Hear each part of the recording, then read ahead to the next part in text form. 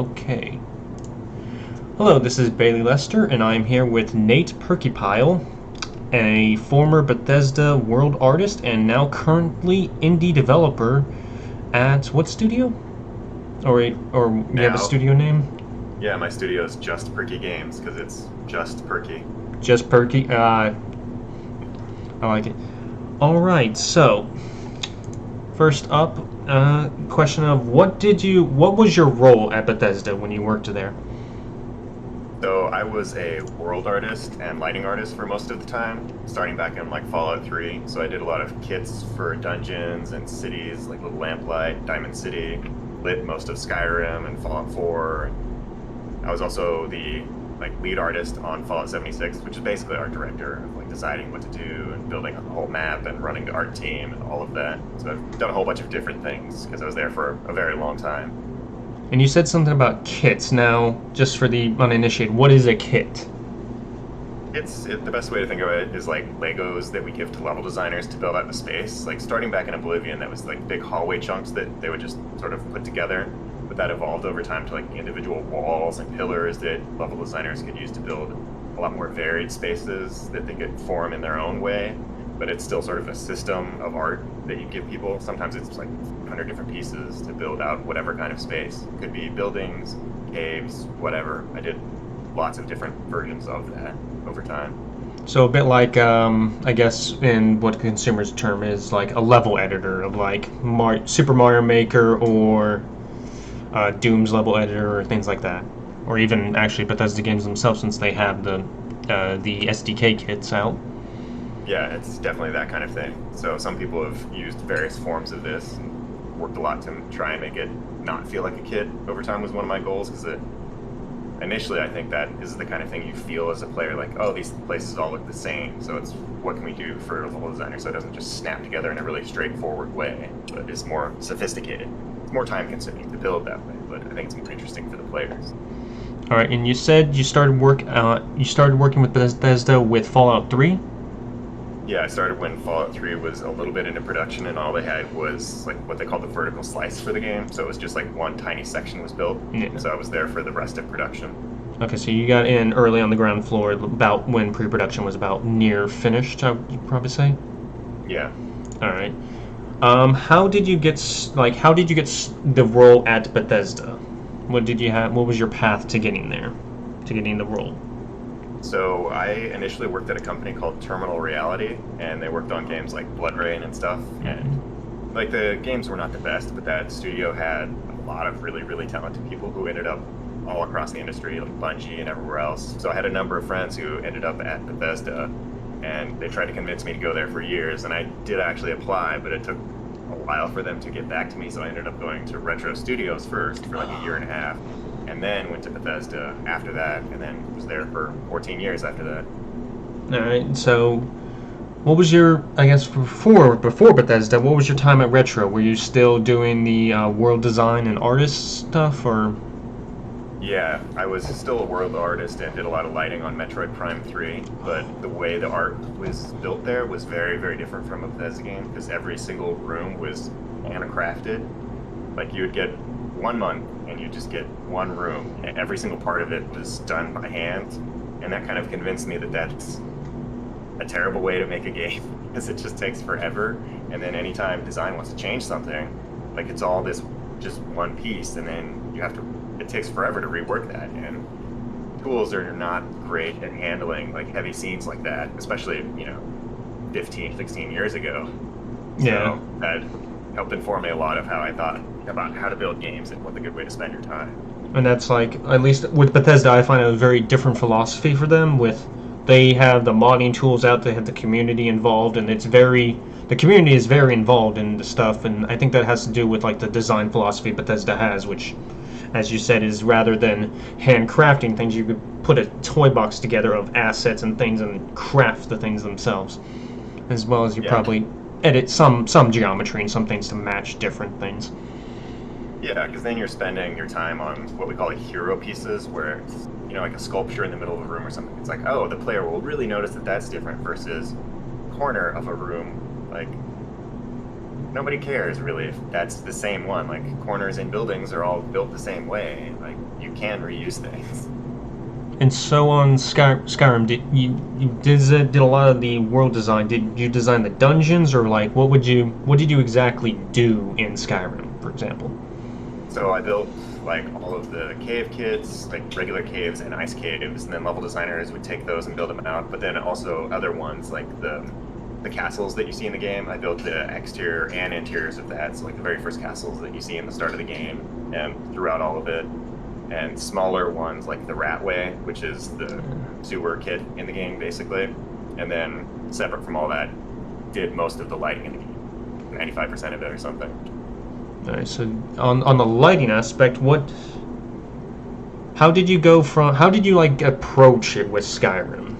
Because the lighting with Skyrim is it has dark, light, bright, all kinds of different things depending on the location you're in. I tried to approach it in a way of trying to make it feel like a little bit magical and not just like straightforward lighting. Like, for instance, the light that streams through all those holes in the tops of caves is something I really wanted because I thought it would look cool, but there's also various tricks to the way that works and how it looks, where it will actually cast white light, but then the beams that it has shining through, that points to a different weather where it tints those beams sort of blue. So you get this blue beam with white light, and gives it a little bit of like an ethereal feel, and that's the kind of feeling I was going for a lot of it. And same with like Blackreach, because that was one of the things that I did in Skyrim as well, just as sort of a side project that we snuck in. All right, so with the lighting, you did a lot. Like, was there any references you looked at for that, or was it mostly like kind of playing it by what it looked like to you? Well, how it felt. Sorry.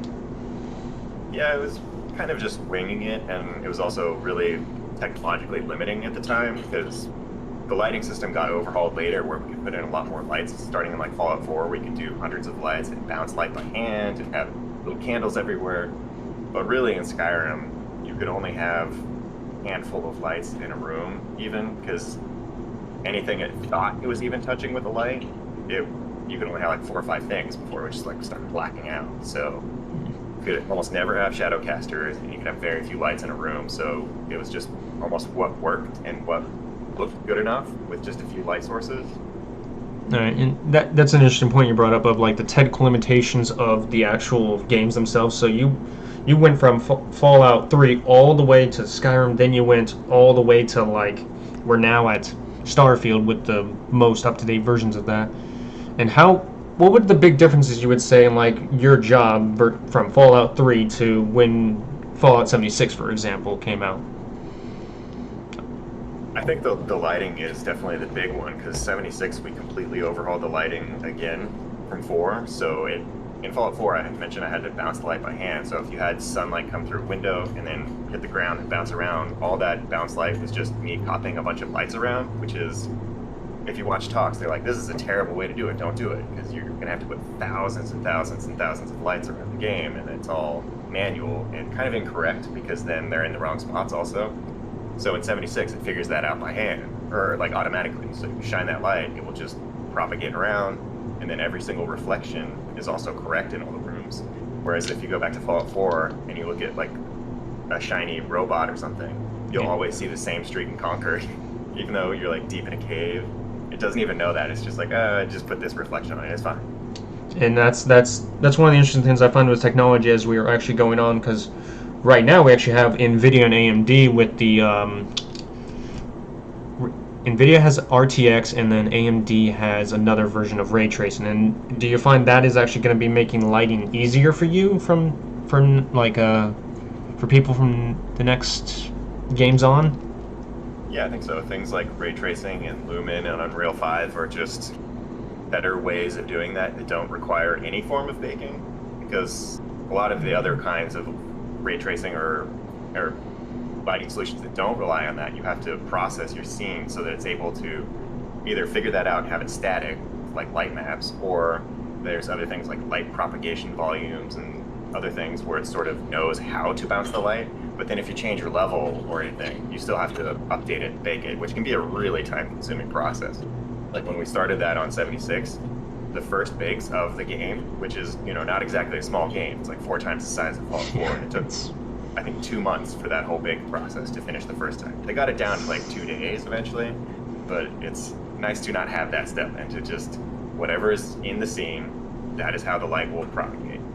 Yeah, I'd say like from technology standpoint, it's a lot nicer to have to be able to just change things on the fly and not have to worry about if you were back in like Fallout 3 of just like, okay, we had to make this change, and now it's like off to the render farm to wait for however long it needs to take to bake the lighting, bake the assets, bake everything in.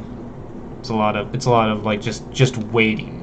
And yeah, the more turnaround that you get in games, like the slower it is going to be to actually make that game. You're not working, you're waiting. And of which the companies don't like that, the employees don't like that. No one just wants to be sitting on their hands. So it's nice to have the technology bump. All right. So let's see some other questions. Do we have any in the chat?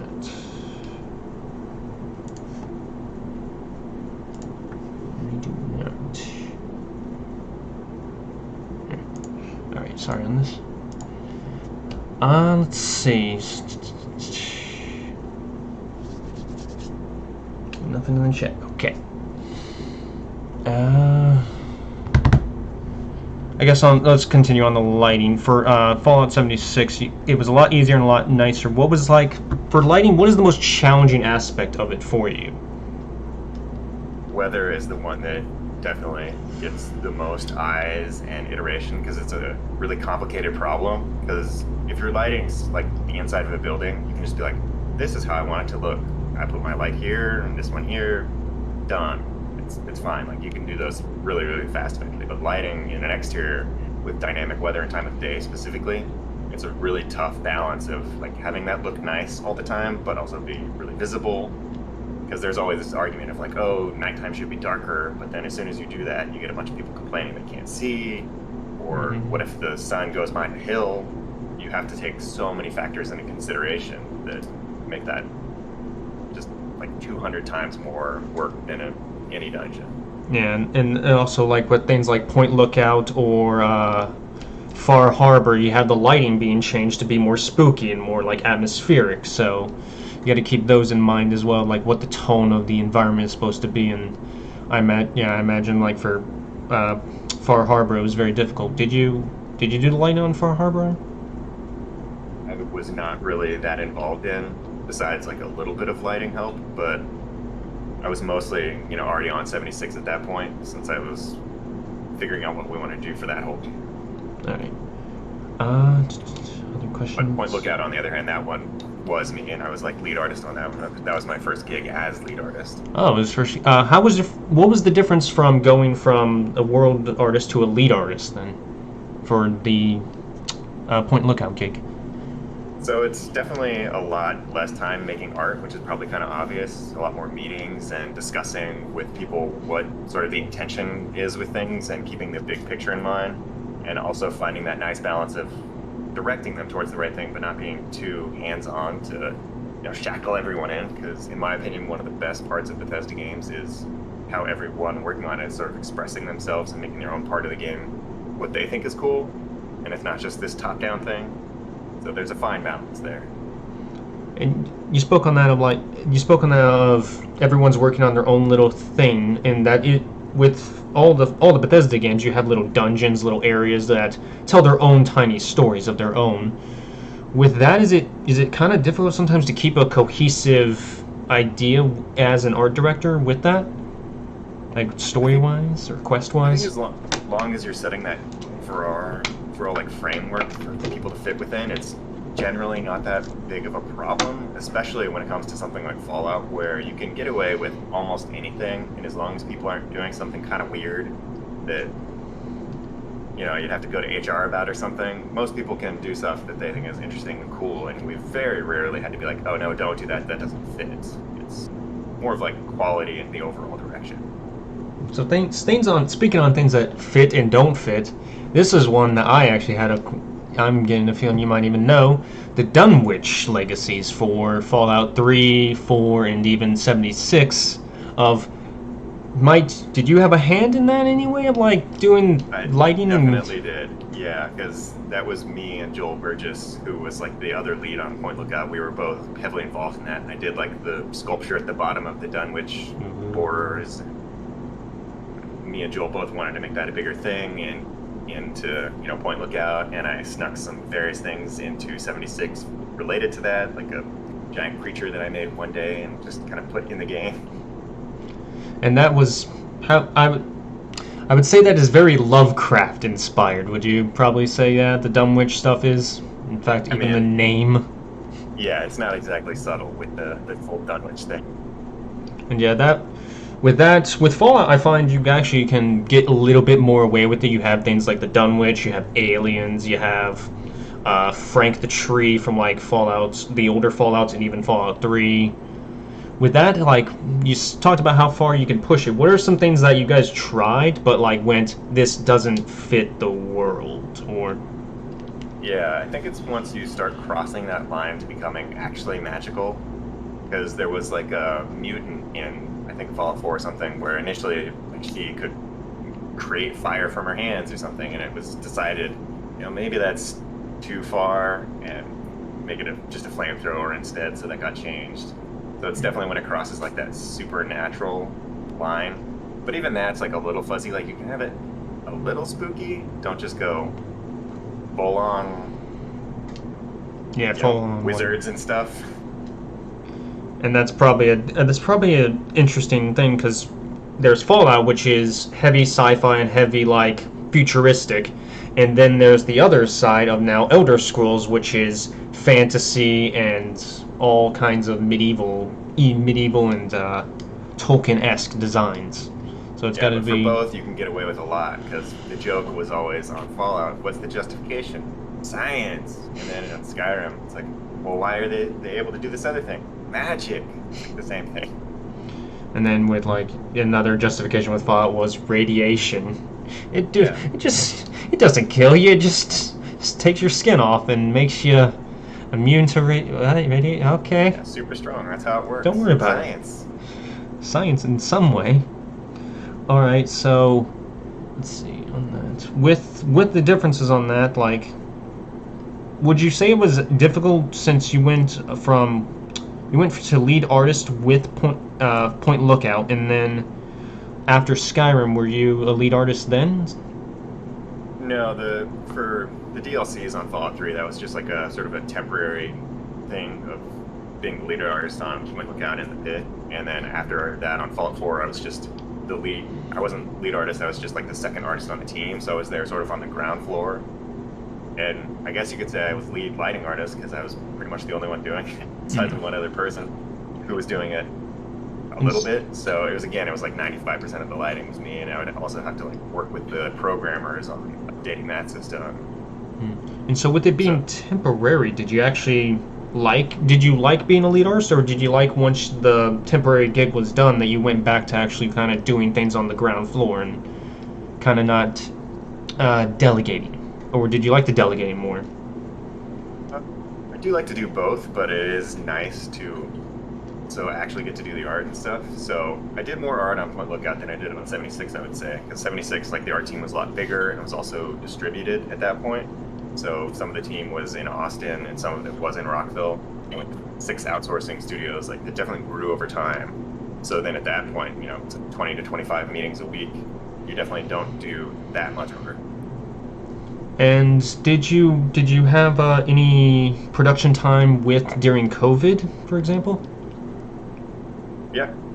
And but it was not that much of a transition though for me, because working with the remote studio for so long, even after 76 initially shipped, a lot of the people in Rockville moved on to Starfield and stuff, but I was still on there as lead artist, so I was actually mostly working with people who were remote, except like one other person was in the Rockville office.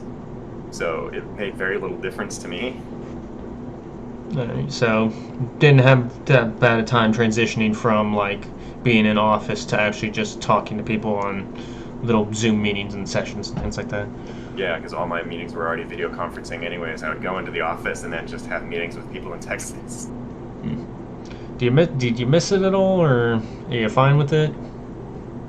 miss which part? Miss like going into the office and kind of chatting with your employees like together and like just being able to share ideas easier. Miss hanging out with my friends, and it's easier definitely to work with people in the office. So there's definitely like a little bit of something you lose. That said, it's also nice not having to commute and things like that. Like everybody around here lives somewhere completely different anyways. I can relate to that. I am actually an hour off of my campus, and it is nice when some of my classes are just online and I don't have to drive back and forth, both gas-wise and time-wise, that I could be doing work on other things. Yeah, ultimately, I think like the hybrid model is a good way to go. So you have some time to meet up in person for some stuff, but you don't have to do everything. Yeah. So there's a lot of days where you really just need to like get work done. It's not worth the investment of time.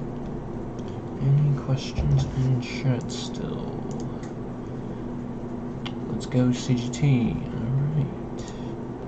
Alright. No questions in chat. So, okay, you've recently actually went indie. What were some differences working with Bethesda that you've seen now working as a solo developer?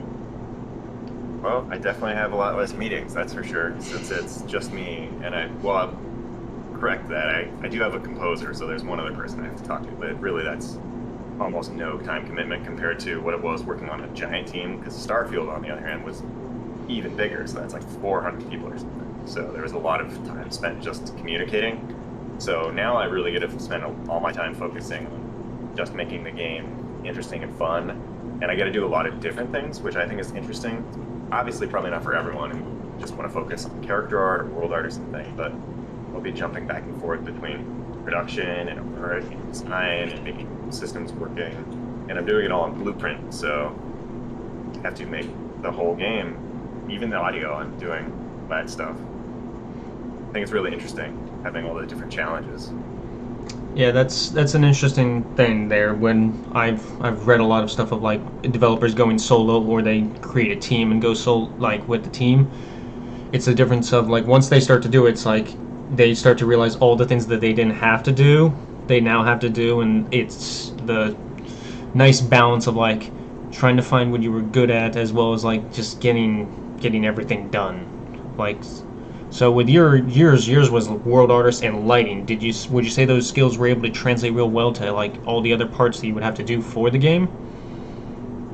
I'd say that I was pretty well prepared for it because I also did do a lot of other things. Like I've done plenty of level design and laid out cities, and I even did production, like scheduling the art team in 76 for like the first 6 months. And way back in the day, I used to do animation when I was doing Half-Life mods. So in character art, I would sneak in a few things here and there, and some of the weapons in 76 are mine. So there's very few things I haven't actually done. I even used to program a whole bunch back in the day. So I guess I sort of knew what I was getting into, I think. So there's definitely a lot to learn, but I wasn't just jumping into it blind, I would say. And I would say with at least with IUPUI, like ours is, it's preparing you for a wide range of things, from things like doing pre-production, doing animation, doing photography, editing, all sorts of things. So yeah, it's good to probably get a little bit of those skills, and then once you find either you find your specialty, or you want to be like kind of a jack of all trades and master of none thing. I think that also helps you for just communicating with other people on the team. Like, even though it's been forever since I programmed, I think that was extremely helpful for helping me to be able to talk to them on the programming team about what we want, tools and rendering changes, and being able to like watch GDC talks on that stuff and not just be like, what are they talking about? So it's really helpful for that. Yeah, I'm finding that as well. It's like as I'm starting to get further in my education, I'm learning more on animation, which I'm also learning more on sound design. I'm learning more on lighting. I'm learning more on that, so I can relate like all of my things as well to other people and understand what they're trying to talk about. And a lot of people might not know what they want to do in the first place, and might not realize that certain aspects of the game development even exist. Like, I found that's how most effects artists end up falling into that. They weren't planning on doing it, but then it's like, oh, making explosions and stuff is a lot of fun. And okay, so you were, remind me again, sorry, what point did you get onto an actual, like, a full lead artist role? It was 76? 76 was like the big one because Point Lookout in the Pit, that was a lot shorter. It was like 6 months total, 4 months for Point Lookout, 2 months for the Pit, I think. And Whereas it was years on 76. And once you got onto that role, like, what did you notice that was very different besides the meetings? Like, what was the main difference once you got into lead artist or director? It's just how you have to think about the game and how every single part of it fits together. Like, I laid out the map of the world and made every single list of here's the locations that we're going to build, here's the props, here's the monsters. So you're definitely not thinking of like your corner of the game. You're thinking of the entirety of the game and thinking with design about it too. Because even though I was lead artist, I was in all those meetings deciding on what to do with the game and also how to make it better after it shipped, with the Wastelanders update to bring in NPCs and stuff and balance changes even. Like, I'd spent a ton of time playing the game, giving feedback on how to improve it. And that was a big difference with 76. Actually, it was the first Bethesda online game, and you just talked about doing a little piece of it versus the big picture. With that, like, what was in the little piece? Like, when you were doing the small picture, what was the differences? The focus there, like, just kind of the details. Yeah, it just depends on which part you're working on, but you can spend, like the kits, might spend months thinking about just caves. Like, got to a point where I just didn't want to make caves for games again, because I had done Fallout 3 caves, and then Skyrim caves, ice caves for that. So you can spend a lot of time thinking about the exact same thing, whereas in the lead artist role, you simply can't do that, and it's just finding the best way to spend your time, and never leaving anyone abandoned even. Like, I also had a chart of like, here's when I last talked to this person to make sure there wasn't someone who was like working on this part of the game. Like, oh, turns out I haven't talked to them in 2 months. What are they even doing? Like, you have to keep a lot of balls and like, it's juggling. You're paying attention to it all, how it all fits together. And would you find it was easier did you like the big picture, or did you like the small picture of just like working on this little section of your own versus like the massive picture? Well, I think the answer is that I like both, and that's part of why I went indie, is because I do like making those decisions about what the whole game is and how it fits together. But at the same time, I didn't necessarily like managing politics and things like that, and do like just making art and stuff. So going solo works pretty well for me. That I get to do those things. Like, I can decide, to do whatever I want and put that in the game. And thinking about how it all fits in big picture, but then I'm also spending tons of time executing on it, and I don't have to have a meeting about it. Like, hey, look, it's approved. I just approved it just now. And yeah, you talked a little bit about politics, and this is like, I'm assuming office politics, and this is something that I have found very interesting in like the talks I've listened to and things like that. With office politics, was it a lot of going back and forth, or is it just depends on what it is, because a lot of people, everyone wants to make the game great in their own way, and a lot of people have different opinions on that, so you'll have to spend just time convincing people why you think things are good ideas. And it might not even seem like it's an issue at the time when you're trying to do it, but someone might have a wildly different opinion. Like on 76, it became a big deal at one point, like, oh, why is wood armor on the list? Like, who cares? Why do we need this? Cut it.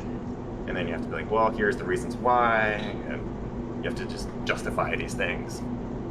And that can get into, it just takes time. Yeah, and that can get into a lot of like what I've also read with a lot of projects of like scope creep and trying to figure out what is the actual vital aspects of this needs to be done for us to ship. Right, because in that case, that's exactly what it was. It's like it's literally someone else's job to like sort of tell people like me, no, we can't do 20 creatures. You can only do 2. And then I have to be like, well, no, 2 is ridiculous. The game will be terrible. Let's do 8 instead. So it's this finding a middle ground that actually works.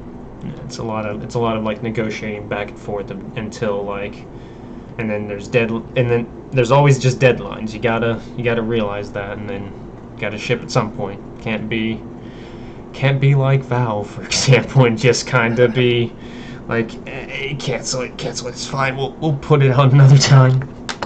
Yeah, that was simply not an option there. And those games are also what I refer to as like infinite scope games. Like, if you wanted to, you could work on a Fallout or Elder Scrolls game for 10 years and never run out of stuff to put in. So you just kind of have to decide what to put in. We did all of West Virginia in 76. So it's like, well, what part of West Virginia do you want? Not going to actually do all of it, so let's shrink it down, and what is actually unique enough, and you're going to have to cut out some cities. You have to make those calls. Yeah. I imagine they're tough calls to make. Yeah, and some people will completely disagree, like, oh, why didn't you include this one city? To me, it's really important. But you'll have to be like, well, you know, Morgantown was more important because it has the college, and so that's why we picked this one. Yeah, it's a lot of like just trying to make sure you're not stepping on toes, but also just like kind of gotta ship at some point. And yeah, I don't envy those positions. It's the ones that they don't get any praise and they get all the blame when the shit hits the fan, for example. Yeah, and that's another big difference I would say is going on vacation as a solo indie dev is very different from being a lead and going on vacation. Because as a lead, when you go on vacation, you've basically just made another like week's worth of work as soon as you get back. Like all those things were happening the whole time when you're gone. So it's just work is piled up. Versus, you know, I go on vacation now as an indie dev and I come back and it's like, oh, nothing changed because I didn't do anything. Yeah, and that's a big difference with being solo and indie. I guess let's talk a little bit about. Do you want us to talk a little about your indie work, or? Sure. For your studio, why'd you come up with that name? Well, I had a whole bunch of different ideas written down, and you know, I liked or disliked various ones, but one of them I was just like, well, what if I, you know, write down just my name? So I wrote just Perky, but I wrote just Perky, like the word Perky, not just Perky, but I was just reading it out to my wife, and so that's how I read it out, and I was like, well, what about, you know, just Perky? She's like, oh, just Perky Games, yeah, that's really good. And so it kind of came together that way of, it makes sense because it's just me, and that's the way I read it out. It's kind of funny. So just Perky Games stuck, and it's memorable because my last name is like so stupid everyone remembers it. It is quite memorable, I will admit. Most people do not call me Nate; they all call me Perky. Is there a reason that you decided to actually go indie, or was it just kind of like got enough time, got enough experience, and just want to work on your own thing? Yeah, I'd wanted to do it for a long time, and it just seemed like the right time after I'd spent 14 years making open world games. I was okay doing something different and wanted more direct control over what I was doing, and I was really interested to try using Unreal Engine. It's a great engine. I've really been loving that. And so you've with I believe Bethesda, you guys used Game Boy, the creation engine, which is a subset of I never get the term. Gamebryo. Yeah. With the it's definitely been changed a lot over time, but that's its roots. Yeah. With that, did you work much with the engine? It's like the actual engine itself, or did you work with like the lighting? I've never actually used the creation engine, so sorry. I mean, I used the creation editor a lot to do the actual lighting and layout stuff, and I was involved with like the tools teams on how we would improve it over time. Like I was one of the people who fought to get layers because we didn't have those when I started, so I had to be like, here's why we should do this, even though it's very obvious, but everything takes time, so we eventually got them, thankfully. Speaking on features of like things you wanted to add, what are some other features that got added slowly over time that were just like, oh, thank God? There's just like different hotkeys to make it easier to play stuff. Like we added a thing called object palettes, which is really nice, where you can have this selection of items you want, and then you just sort of click to put it where you want it, and you can set it up to like align to the surface or not, or to pull from a group of objects. Like say you have 5 tin cans, instead of being like, I want tin can 1, tin can 3, and moving them all by hand, you could just sort of be like click, click, click, click, click, click, click, click, and then place them all really fast. And that was a huge, huge time saver. Yeah. Another big one that I love that I haven't seen in any other editor yet is mouse wheel scrolling for things. So we would have like 10 wall variants, and we set it up so you can just hold a button and scroll the mouse wheel and then just change which wall variant you have, or even what material is on it. That was another thing that made it really fast to make an environment look different and special. Yeah, I've played a little bit around with some level editors, like Hammer's level editor, and from Hammer 1 to Hammer 2, it's like the changes on those explain like this is godlike. This is way much faster and way easier to do things. So yeah, new updates speed up production and even give little features that just you don't think are valuable, but when you get like when you're doing this work as a professional for months on end, it's like I gotta take this can, grab it, take another can, grab it, just like oh I have to just thousands of times. Yeah, it adds up over time, and now that's just you don't even think about it anymore. Like the time is gone of not having to do it anymore. So you've talked about using with more Unreal. Like, what are some other things? Are there anything you miss from using Creation Engine now to using Unreal? I mean, I mentioned the mouse wheel scroll. That's probably the biggest thing. Most other things I've found to be a lot faster. Like I can reference my data however I wanted, because most things on the Creation Engine, it was all fairly hard-coded, so if you wanted anything to reference anything, you would have to get approval for it, and you'd have to go through and get a coder to do it, wait for it to get in a build that passes. So it's nice to be able to just be like, I want this creature to reference some variable on a player, and you can just hook that stuff up. So generally it's gone much, much smoother. Right. But it makes sense because that's like a whole product for them that they're supporting lots of teams, and like that's a business for them. So versus it's like the Creation Engine, they're building it and building the game at the same time. You can only spend so much time on it. And yeah, that's another difference I've seen of like what semi-proprietary, because like Creation Engine is Bethesda's. I believe Creation Engine might as well be its own thing at this point. Like the Gabriel stuff is so far gone. Like I don't even know if there's any mentions of that in the code anymore. That stuff was like systematically removed over time. Much like how like another example, Source used to be Gold Source, which also used to be the Quake engine. That stuff is probably long gone at this point. It's been a decade, 2 decades now at this point. Almost nobody's gonna just start anything from scratch. So it makes sense for stuff like that to happen. Like, yeah. Anytime that someone is going to be like, I'm going to build my own engine, like, honestly, that's a gigantic red flag. There's so much going into making any game function at all that you're just setting yourself up for failure if you're going to do that. Yeah. And with that on the talk of like setting up yourself failure for any students that are like trying to build their own games, what would you say to them right now on that one? Would use an engine that already exists so that you can spend your time doing what actually makes your game interesting instead of solving problems that have been solved like 300 times by now. So don't reinvent the wheel, essentially. Yeah. And reinvent just the wheel and not the car. Makes sense, yeah. And that's a broad advice I've gotten in a lot of different industries. Like for animation, it's I'm doing 3D animation, it's don't go and create the model yourself. Don't go and do the lighting yourself. Just worry about the animation, find a rig online, and use that. The principle is the animation itself is more important than the model that you use, it being your own thing.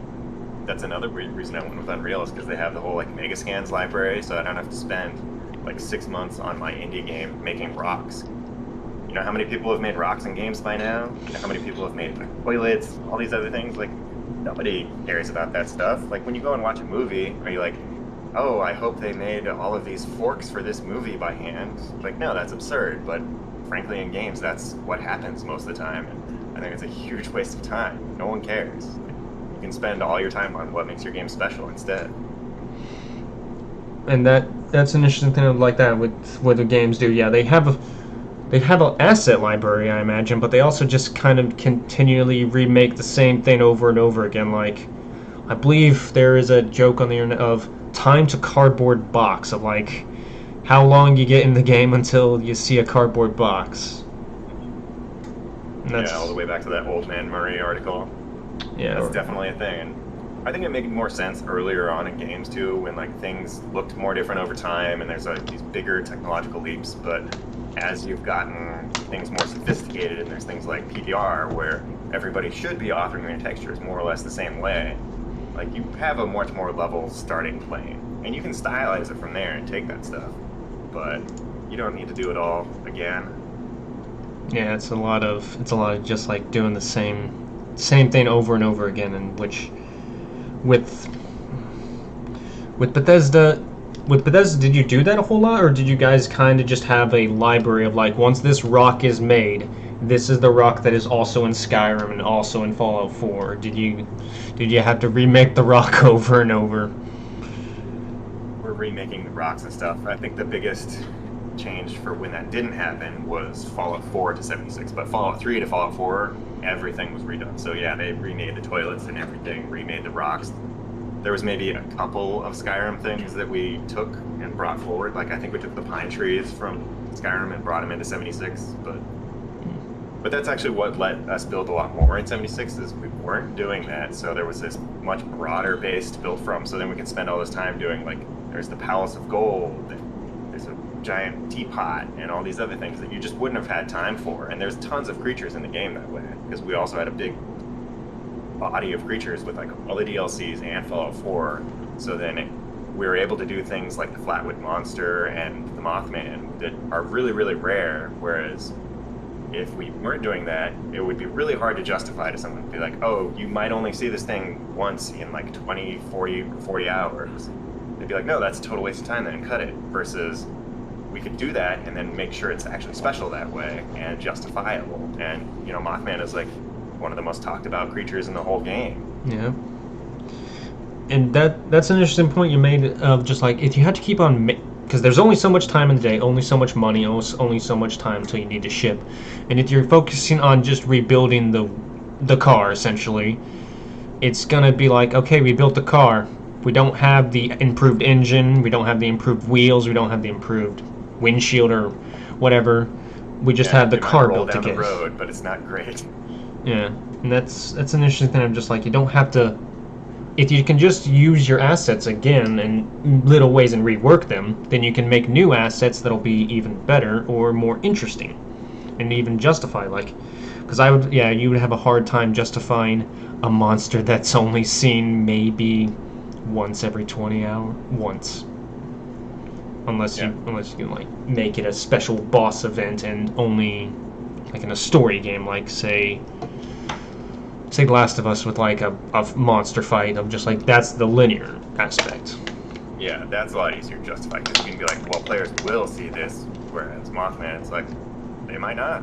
Who knows? And yeah, a lot of development stories that I hear are a lot of rebuilding that car over and over again, and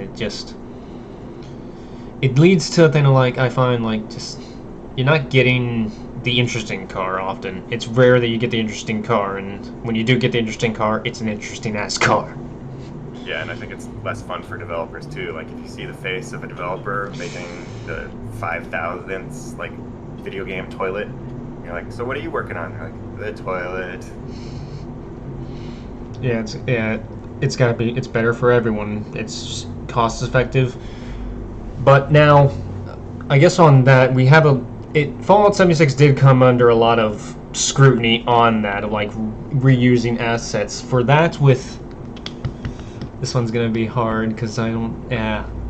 With that, what would you say on that with reusing assets? Because I personally think it's a smart and effective cost thing, but some people. I mean, people can disagree with it, but I think you can look at Fallout 4 and how that is sort of monotone with it doesn't have a bunch of different regions. It's basically the Boston and not, and that's kind of what you end up getting if you don't have as much time. So people can choose what they want, and if they want people to reinvent the wheel every time, you're just going to get less stuff.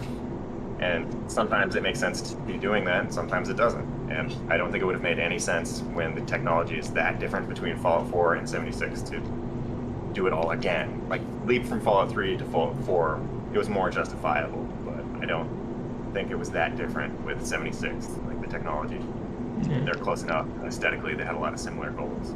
And with the leap as well, I believe it was also resolution-wise, of just like, Fallout 3 was HD, like 1080p, but I believe Fallout 4, we started getting the 4K.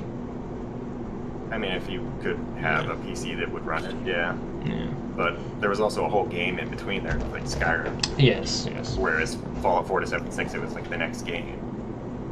Yeah, it was And the new consoles weren't out yet, so it was targeting like similar hardware.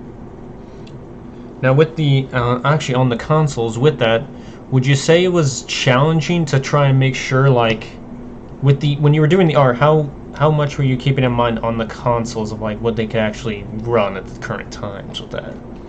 In my eyes, it's the primary platform. Like, even if it's basically, it ends up being, you know, like roughly equivalent across like PlayStation to Xbox to PC, each one of those. So it ends up being like slightly more players on a console. Sometimes that's not true, sometimes it's more on PC, but either way, like, you don't want somebody to end up with like the worst version of the game. So personally, what I would do as lead artist on 76 is I would play it on the worst Xbox that we had, not like the Series X or whatever that was the best one, but to see how it would actually run, like how often is it hitching, what's the actual frame rate. So I think you have to be honest and not just like run it on your super awesome Threadripper with SLI cards or whatever. Like, that's not how most people are going to see it again. Yeah. We actually have a question from chat from King J. What are some things that you have made, Nathan? Like, what are some things in particular?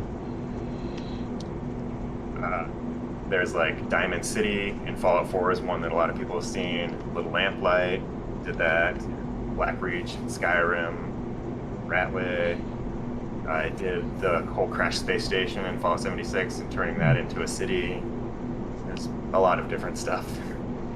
Now, with Diamond City, did you like walk us through the process on Diamond City of what you did for designing it? Did you lay out the design, the lighting, or like what? I did, yeah, every single part of it. I did the whole map. So I started with like satellite shots of Fenway and scaled it down to fit what we wanted in the game and laid out the shops and decided where to put them. Like, it was up to me. Like, I wanted all the shops to be right in the middle because I wanted it to be easy for the players, because I didn't really like it as a player in Skyrim where you would have to like run to this shop to then run to that shop to that shop. Like, I'm gonna do this like 300 times, especially in Fallout 4 where it's like that was the main city. There was other ones like Good Neighbor that I worked on, but those were, you weren't there nearly as much as Diamond City. So it was really important to me to make it just like a smooth experience to players, but also feel like this, if I was building this city as a person living there, how would I do it? You know? So it made sense to me to have like a commercial center and then people living slightly outside of that, and then like your crops and like a pile to burn trash, and then fancy bar up in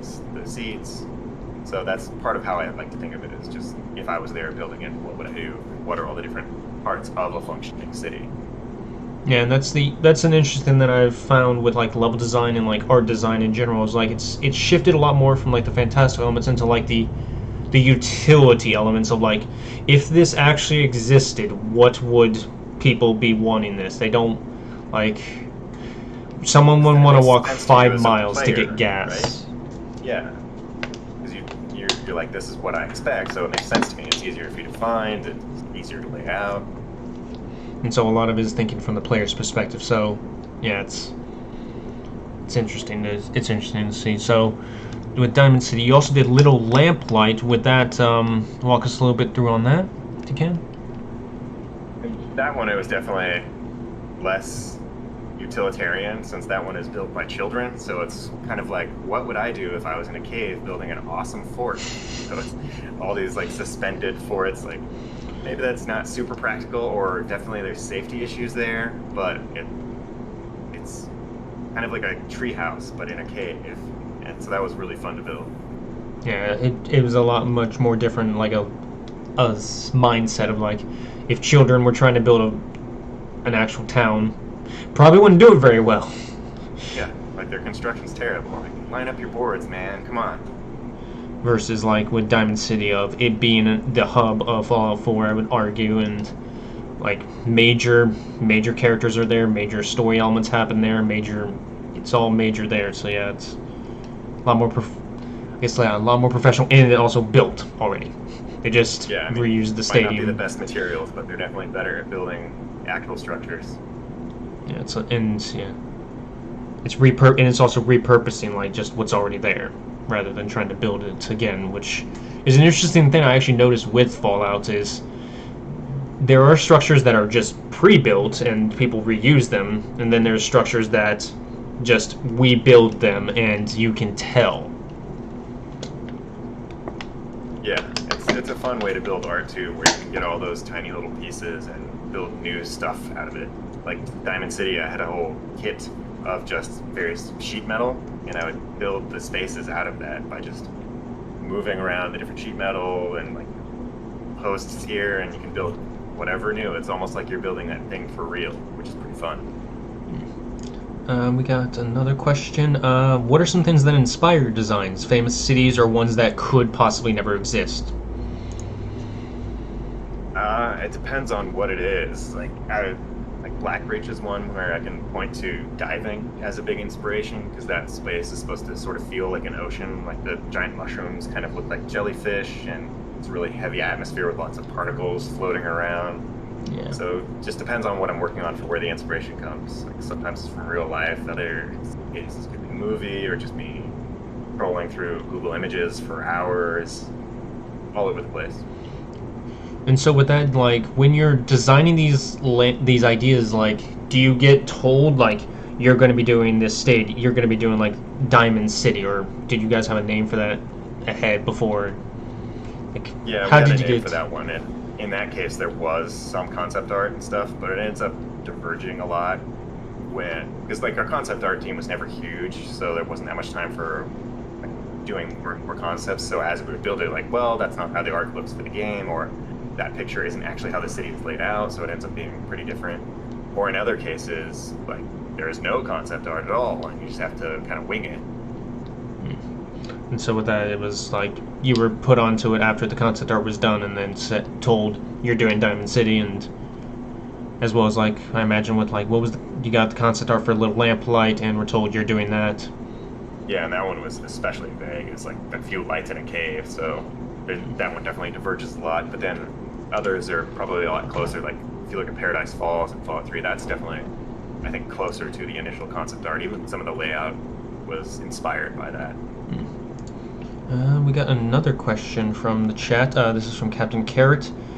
How do you find the line between building environments that make a realistic sense and environments that are more gamified, so to speak? Like, what is I guess from that, like, what is the line of building it real versus, like, keeping in mind the gameplay aspect? Ultimately, I think gameplay comes first, and you can find ways to justify it and just try and build the art in a way that looks grounded and don't just have, like, floating platforms and stuff. But you end up changing things a whole lot, because when people are, like, really tied to reality, what ends up happening is that usually spaces feel way too big, and that has happened, like, hundreds of times where I've seen that. Someone's like, well, this is how big it is in real life, and you're like, nah, I have, like, forever to run to this other half, so it ends up getting cut in half. If you go too far, it can feel like you're on a toy set, so you have to be careful with that. But it's a matter of just playing the game a whole bunch too, to know how that feels. Don't just look at it in the editor. You always have to, like, hop in game and play it from the start, early on, over and over. And it's a lot of testing. And with VR, I find that actually is a very interesting thing, because I've played Half-Life in VR, I've played actually Fallout 4, I've played Skyrim, and it's very interesting to see, like, the worlds that I think I don't really quite realize how far actually Whiterun is away. I'm like, it's not that far. I'm like, oh god, no, it's actually pretty far and pretty big. It starts to, like, you need to go back and play that in VR. Yeah. And, like, with Diamond City, for example, it was like, okay, the shops are here, this is here, and, like, it's like, it's not that actually far of a walk, and it's not exactly to the scale, but it is more enjoyable. If it was the actual Diamond City in Boston, it'd be like, oh god, I have to walk this entire thing. Yeah, it's like 30 or 50% smaller than the real thing, because it did, again, start as the real size, but also it was kind of hilarious when we did that, because then Boston was starting to get built, and then you look at how big Boston was already kind of compressed at that point, but then it was like, well, what if Fenwick weighs to scale? And then it's like this massive thing compared to the city, and you're like, this looks completely wrong. Like, the stadium's not that big compared to Boston. And yeah, that's an interesting thing I find, of, like, the line between reality and what is fun, because if you push it too far, you make it too gamey. But if you don't push it, like, if you don't push it the other way, someone would then say this is not what that looks like, and trying to find that line is Yeah, it's got to be very difficult. Cause like Yeah, I think it's like kind of making the idealized version of it, because if you do it right, you hear people like, oh, I navigated that city walking around in your game. And you're like, cool, but we also cut out like 10 blocks in between there that are more or less the same thing. So it's finding like those high points of what's memorable and interesting.